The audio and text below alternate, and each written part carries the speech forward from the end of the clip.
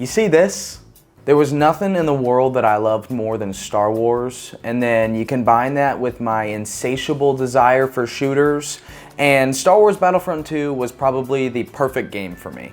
No, I'm not talking about the shitty, newfangled Star Wars Battlefront 2, or am I? No, not exactly. Sort of, but I'll get there. What I'll refer to as Battlefront 2 OG is probably one of the greatest shooters ever. I didn't even have a PS2. I relied on my brother's friends to play the game, and I also had a PSP, so I lived off of Battlefront Renegade Squadrons.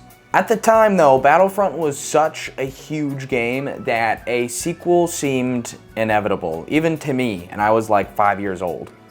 But the sequel never came, and year after year, everyone's hopes were slowly but surely crushed. It got to a point where it seems that only Valve can rival Battlefront in their crusade against the evil third game.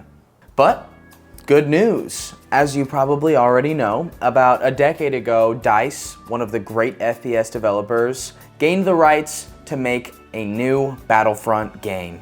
Now me, someone who was already a DICE fan with the Battlefield series, I thought it was going to be amazing. All the trailers looked amazing, and when I first played it, I really enjoyed Battlefront 1. But as you also probably already know, the series didn't really exactly return to form. Battlefront 1 suffered from, a little bit of a lack of content, which was fine. They were going to release a second one, but the second one that DICE released not only had a lack of content, but also had one of the most predatory monetization systems we've ever seen. It became so infamous with its phrase, a sense of pride and accomplishment. Combine that with the inevitable comparison of Battlefront 2 to OG Battlefront 2, I mean, it's just missing so much, especially considering the lack of galactic conquest. You can only make shooting bots so fun, but the sort of progression system that they had in that mode was awesome. It was a staple to Battlefront. But for whatever reason, a few months ago, there was just this big movement on TikTok. I would just go to the comments of any random video, not even necessarily video game related, and the top comment would be like an AI war propaganda poster of a stormtrooper, and it would just say something like, Battlefront 3, spread the word. This was enough for me and my buds to re-download the game that we all got free on Epic Games, and to just, give it a spin. Maybe it would be fun for like a night or whatever, not a big deal. Let's try to be like, ow! But instead of just a fun night, what we ended up feeling was a sense of amnesia, a little bit of whiplash. Because why is the game so good? Why is the game so fun?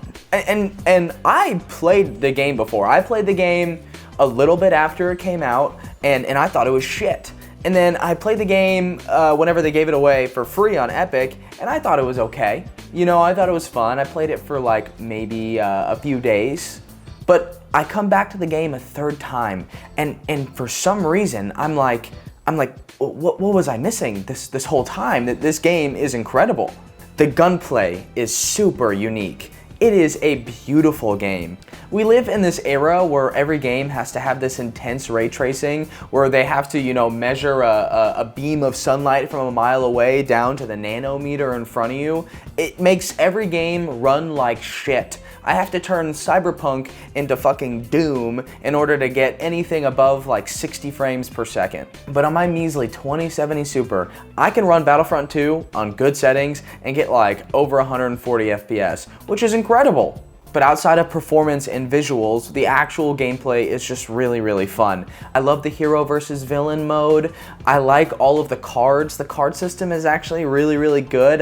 The first couple times I played it, I just kind of shrugged it off. I'm usually not a fan of those kind of little systems and shooters, but it adds a little bit of depth to it. I think it's good.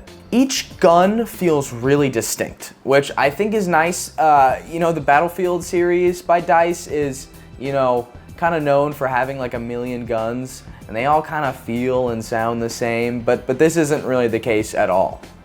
Other than a couple of balancing issues, especially when it comes to the eras, like the Empire is way stronger than the Rebellion. The Death Trooper is probably the most broken motherfucker I've ever played in any game ever. And some heroes and villains are definitely stronger than others. I think Kylo Ren is actually a fucking terrorist. Joe, rebel sounds an awful lot like liberal. I've also said this before, I will reiterate, not nearly enough content in this game. Like, there should be a million more guns. I know I said I like that they're distinct. Still, give us more guns. It's fucking Star Wars. We're in the future. There should be a million little weapons and gadgets and whatever. There should be a million more heroes and villains. If I want to play Glup Shido next to Han Solo, I should be able to fucking do that. But I mean, other than that, this game, like I said, it just perplexes me, because I know the monetization system was bad at first. When the game launched, it was absolutely horrid. But what this game has at its core is a really fun game, and I feel like I would have just gotten over that. If I think a game is fun, I'm probably gonna play it, even if the skins or all that shit is like just really just scamming you and screwing you. I'll just play the game. I don't need that garbage. So why didn't I like it? Why didn't I get it?